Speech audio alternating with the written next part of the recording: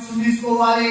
తర్వాత పరిశుద్ధాత్మ బాప్తిస్మాన్ని మనము తీసుకోవడం ద్వారా మన జీవితంలో దైవిక కార్యాలను మనము చూడగలుగుతాం. కొన్ని మాటలు ఒక మాట జ్ఞాపకం చేస్తాను నేను.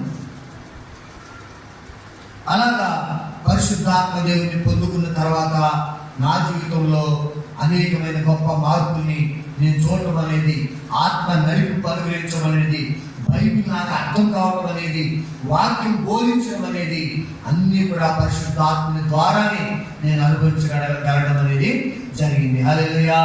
కాబట్టి అలాంటి ఆత్మ బాప్తిస్మాన్ని, అలాంటి ఆత్మ అభిషేకాన్ని దేవుడు సంఘంలో ఉన్న మీ అందరికీ దేవుడు దయచేయును గాక. ఆమె కొన్ని మాటలు స్పష్టంగా కొన్ని మాటలు త్వరగా చెప్తాను. చూడండి, 1 సమూయేలు గ్రంథం 7వ అధ్యాయము